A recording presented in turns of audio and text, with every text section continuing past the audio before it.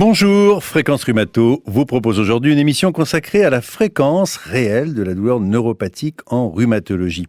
Les douleurs neuropathiques seraient assez fréquentes en rhumatologie, mais bon, quel chiffre, c'est le point important, et il faut les évoquer en cas de paresthésie. Bien évidemment, grâce à l'utilisation de l'échelle DN4, le diagnostic de ces douleurs neuropathiques est posé le plus souvent en clinique. 3 angles, 3 questions. Quelle est la fréquence des douleurs neuropathiques en rhumatologie ? Quelle est la particularité de ces douleurs neuropathiques? Quand les évoquer et comment les diagnostiquer? Telles sont les questions. Pour y répondre, nous avons le plaisir d'accueillir sur le plateau de Fréquence Rhumato Philippe Bertin, professeur de rhumatologie et spécialiste de la douleur au CHU de Limoges. À ses côtés, Patrick Sicher, rhumatologue, il exerce en libéral et en hospitalier à Paris. Et bien tous deux sont membres du Cercle d'études de la douleur en rhumatologie et également de la Société française d'études et de traitement de la douleur.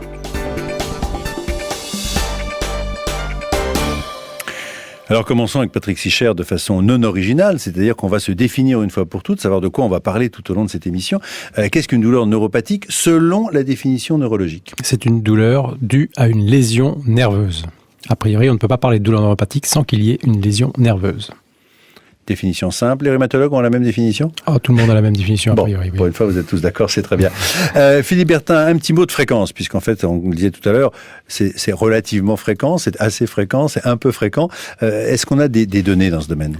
Alors, le problème, c'est qu'on n'a pas d'études spécifiquement dédiées aux douleurs neuropathiques en rhumatologie. Mais on peut extrapoler à partir des données générales. Globalement, en France, on sait qu'on a environ 30% de douloureux chroniques, avec 20% de douloureux chroniques qui ont des douleurs d'intensité moyenne à sévère. Et parmi ces patients douloureux chroniques, 7 à 8% ont des douleurs neuropathiques. Ce qui fait que on peut schématiser en disant que dans les douleurs chroniques, globalement, 25% sont des douleurs neuropathiques et il n'y a pas de raison qu'en rhumatologie, ça ne soit pas le cas. Mais on manque un peu de données épidémiologiques spécifiques à la rhumatologie. Donc ça reste à faire. Ça reste à faire. C'est pas si simple que ça pour les raisons qui seront explicitées ultérieurement, notamment l'aspect non aussi pur qu'en neurologie. Alors justement, on comprend bien, et pour retomber un peu sur la définition, qu'une lésion du système nerveux est relativement simple à mettre en évidence, dans le post-opératoire par exemple. Est-ce qu'en rhumatologie, c'est toujours aussi clair, Philippe Bertin? Voilà, c'est tout le problème. En rhumatologie, il y a des cas où les données sont assez spécifiques. C'est vrai qu'après une chirurgie prothétique, il peut y avoir eu des lésions nerveuses objectivables et donc des douleurs neuropathiques assez faciles à caractériser. À l'inverse, dans les pathologies médicales, comme par exemple les lomboradiculalgies, le côté neuropathique de la douleur est subodoré par la clinique, mais la preuve d'une lésion nerveuse au sens anatomique est très difficile à mettre en évidence. Et à ce moment-là, on rentre plutôt sur le concept qui n'est pas accepté par tout le monde neurologique, mais le concept plutôt d'hypersensibilisation centrale ou périphérique, et au bout du compte, d'un dysfonctionnement du système douleur à la place d'une réelle lésion anatomique. Donc on comprend bien que là, en fin de compte, pour le rhumatologue, la lésion n'est pas forcément capitale, ou du moins n'est pas démontrable, car si c'est bien ça votre nuance. Patrick Sicher, est-ce que vous pouvez imaginer dans le rationnel de se passer en fin de compte de cette identification d'une lésion neurologique? Pour l'instant, pas tellement, parce qu'en fait, je crois qu'il faut être assez rigoureux, puisque ça a une application dans la prise en charge thérapeutique, et j'avoue que actuellement, il y a des débats, notamment à propos de la lombalgie chronique, de la fibromyalgie, avons-nous affaire à des douleurs neuropathiques cachées? Je pense qu'il faut être assez rigoureux, comme je le disais, c'est-à-dire qu'il faut la lésion nerveuse, sinon on risque de s'orienter vers des erreurs thérapeutiques qui ne reposent pas sur une physiopathologie encore très claire.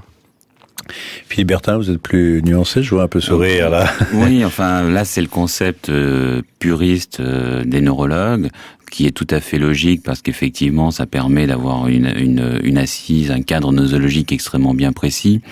À l'inverse, quand on écoute les patients décrire leur symptomatologie douloureuse et qu'on repère beaucoup d'éléments sémiologiques qui évoquent une douleur neuropathique, même si on n'a pas la preuve d'une lésion anatomique, comme on peut l'avoir assez facilement dans une neuropathie périphérique liée au diabète par exemple, Je crois qu'on peut quand même, sans pour autant pouvoir le démontrer, on peut quand même laisser penser qu'il s'agit d'une douleur neuropathique. Ce d'autant que, et là on y reviendra peut-être aussi, l'échec des traitements antalgiques classiques permet aussi de penser que c'est une douleur neuropathique. Alors le concept, donc, vous l'avez compris, est en train d'évoluer. Il n'est pas aussi, si précis que cela, et ça reste un débat actuel. Donc on parle plutôt de désafférentation, d'hypersensibilité centrale. Vous avez dit tout à l'heure que le dysfonctionnement, en fin de compte, il était mixte, il était central et périphérique. Quels sont les cheminements? Parce qu'en fin de compte, tous ces mots ont un poids différent, bien évidemment, et peut-être que ça contribue aussi au fait de ne pas forcément vous mettre d'accord sur ce que vous voyez, sur la prise en charge à faire. Je crois que si on veut schématiser, on peut dire que lorsqu'il y a une douleur qui se chronicise, deux mécanismes peuvent conduire à un caractère neuropathique. Le premier, c'est la diminution ou la disparition des contrôles inhibiteurs descendants. Physiologiquement, nous sommes tous équipés du même système inhibiteur qui part du cerveau, du tronc cérébral, et qui, via la moelle épinière, est capable d'inhiber les afférences, les stimuli ascendants douloureux. Ça passe surtout par des voies sérotoninergiques et noradrénergiques. Et dans la douleur neuropathique, ces phénomènes sont souvent diminués, voire abolis. Et on a un autre système qui est un contrôle périphérique, qui lui aussi est quelquefois pris en défaut et conduit au développement de la douleur neuropathique. Ce qui fait que ces dysfonctionnements, qui sont plutôt des dysfonctionnements d'ordre biochimique, voire histologique au niveau de la corne postérieure de la moelle, ne sont pas mis en évidence comme on peut le faire dans une lésion anatomique, par exemple après section d'un nerf dans un traumatisme, par exemple. Patrick Sicher. Oui, je suis tout à fait d'accord sur ces explications physiopathologiques. Mais je crois qu'en pratique courante, par exemple, sous-entendre que toute brûlure serait une douleur neuropathique, je pense que ce serait excessif. Toute allodynie n'est pas forcément non plus une douleur neuropathique. C'est là où l'examen clinique aussi rentre en ligne de compte. Alors justement, Patrick Sicher, on reste avec vous sur ces douleurs neuropathiques. Elles sont souvent associées à des douleurs nociceptives, mécaniques ou inflammatoires. Et justement, dans ce mix, comment on s'y retrouve? Alors, c'est vrai que si on prend l'histoire naturelle, si je puis dire, d'une lombosciatique, avec paresthésie, voire hypoesthésie, qui peut d'emblée commencer telle quelle, on peut se dire qu'il y a déjà une douleur neuropathique. Et c'est vrai qu'au fur et à mesure du traitement d'une lombosciatique, elle est de moins en moins inflammatoire et devient de plus en plus neuropathique dans le temps, ce qui explique l'échec des anti-inflammatoires au bout d'un moment. Donc, vous voyez, c'est pour vous dire le caractère mixte de ces douleurs, à la fois nociceptives, inflammatoires et neuropathiques, avec à un moment donné, dans l'évolution, l'aspect neuropathique qui domine par rapport à l'aspect nociceptif. Philippe Bertin, vous avez la même analyse par rapport à la lombosciatique? Oui, c'est vrai que je crois qu'il y a deux situations qu'on peut repérer assez facilement en clinique. La première, c'est celle qui a été décrite par Patrick Sicher, à savoir une composante neuropathique d'emblée qui est minime par rapport à la composante nociceptive, mais qui au fil du temps peut devenir prépondérante. Et puis la deuxième situation qui est assez fréquente, c'est au contraire, au départ c'est très nociceptif, voire même ça conduit à un acte chirurgical, et puis secondairement la douleur neuropathique s'installe. Voilà un peu l'histoire des lombosciatiques, qu'elles soient aiguës ou chroniques. Patrick Sicher, il y a d'autres exemples de douleurs mixtes comme ça? Oui, dès que vous avez une compression nerveuse, une névralgie cervico-brachiale, même le syndrome du canal carpien est une douleur neuropathique, le syndrome de Morton est une douleur neuropathique. Voilà des exemples courants. Alors, est-ce que tout ça change, tout ce que vous venez de nous dire là, en fin de compte, qui clarifie quand même les choses, est-ce que ça a amené à changer un peu les objectifs thérapeutiques, cette notion de mixité, par exemple? Patrick Sicher, est-ce que ça a fait évoluer les choses? Puisque vous dites que le concept évolue, est-ce que au niveau des objectifs thérapeutiques, on a les mêmes choses? Ah oui, tout à fait. Si je reprends l'exemple de la lombosciatique non opératoire, qui évolue dans le temps, ce que je vous disais, c'est qu'au début, les anti-inflammatoires seront efficaces et une bonne indication, et puis on va s'apercevoir au fur et à mesure des jours qui passent, voire des semaines, que ces anti-inflammatoires sont un échec, et ce n'est pas étonnant puisqu'on a cette composante neuropathique. Et à ce moment-là, on va relayer par des traitements plus spécifiques propres à la douleur neuropathique. Même analyse pour le spécialiste de la douleur? Oui, je crois qu'on pourrait rajouter simplement que la détection de la composante neuropathique permet aux cliniciens d'expliquer pourquoi ces thérapeutiques classiques antalgiques ne sont pas ou plus efficaces. Et ça, c'est aussi très important parce que bien souvent, l'échec thérapeutique est analysé comme un simple échec de la stratégie qui au départ était bonne, mais en fait, il faut l'analyser comme la nécessité d'un changement de stratégie. Parce qu'il y a eu modification de la sémiologie de la douleur. Peut-être rappeler d'ailleurs à cette occasion, Philippe Bertin, les symptômes, les choses qui doivent vous faire évoquer une douleur neuropathique associée. Est-ce qu'il y a des éléments spécifiques? Est-ce qu'il faut vraiment les avoir en tête pour pas rater le coche, quoi? Alors, si on veut faire simple, je crois que le clinicien doit être interpellé par deux choses. D'une part, des douleurs continues, qui sont souvent décrites comme des brûlures, des sensations de serrement en étau, et puis d'autre part des paroxysmes douloureux. Le patient décrit très bien que de temps en temps il ressent des vives décharges électriques très désagréables.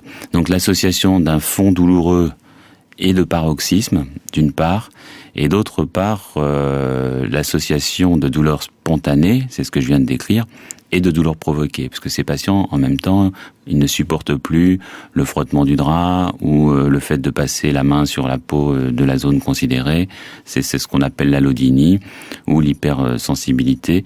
Et donc, c'est cette association de douleurs spontanées et de douleurs provoquées d'une part, et dans le cadre des douleurs spontanées, des douleurs permanentes et des douleurs paroxystiques. Ça, c'est la symptomatologie clinique d'appel, et ensuite, il y a des signes cliniques à aller rechercher à l'examen. Patrick Sicher. Tout à fait d'accord, et donc je complète ce que dit. Ah oui, là, vous avez tendu la perche. Donc. Voilà. Avec à l'examen clinique, on va rechercher effectivement une hypoesthésie, voire une anesthésie. Et ça, c'est important, on verra tout à l'heure par rapport à la neurostimulation, de distinguer les deux. Et puis, cette allodynie, alors on a un petit matériel pour ça, un petit pinceau, d'une part, et puis d'autre part, un petit filament en plastique qui permet de distinguer les uns des autres. Alors tout ça est regroupé en fait dans une classification avec une échelle et qui vous permet un petit peu de situer les choses. Philippe Bertin. Oui, c'est pas vraiment une échelle, c'est un questionnaire de diagnostic en fait. D, N, 4, D pour douleur, N pour neuropathique et 4 pour 4 points sur 10. Quand on a 4 points ou plus, on a une sensibilité et une spécificité de l'ordre de 88 à 90%, donc un test qui est plutôt de très bonne qualité. Et dans ce questionnaire DN4, il y a des critères cliniques que l'on recueille à l'interrogatoire et des critères à l'examen clinique que vient de détailler Patrick Sicher.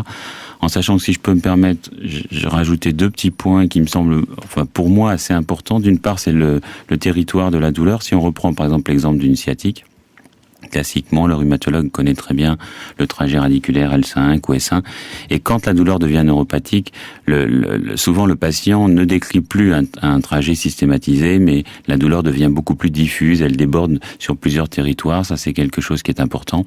Et puis deuxièmement, c'est ce paradoxe entre l'anesthésie ou l'hypoesthésie et en même temps l'allodynie. C'est-à-dire que quand on passe la main sur la peau, on déclenche des douleurs ou des paresthésies désagréables. Et si on pique avec une petite aiguille, on a une hypo, voire une anesthésie. C'est l'analgésie douloureuse, c'est un paradoxe que l'on rencontre dans les douleurs neuropathiques. Et donc, cette DN4, que vous avez bien définie là, avec son contenu, est largement utilisée, suffisamment connue. Patrick Sicher. Oui, parce qu'en fait, finalement, on se rapproprie assez vite ce questionnaire, qui est donc un outil tout à fait intéressant. Donc, je veux dire, ce sont des adjectifs qui sont assez faciles à retenir, le fourmillement, engourdissement. C'est rempli par le médecin ou par le patient ? On interroge le patient et on le remplit nous-mêmes. Et puis on fait notre petite addition à la fin. Donc des symptômes que le patient décrit, et d'ailleurs très souvent ce sont vraiment des symptômes que le patient décrit avant même qu'on l'ait spontané. Voilà, exactement. Et ça, on pourrait presque dire certaines qualifications ne s'inventent pas. Quand un patient dit qu'il a une douleur à type d'étau ou des décharges électriques, là quand même on est très orienté.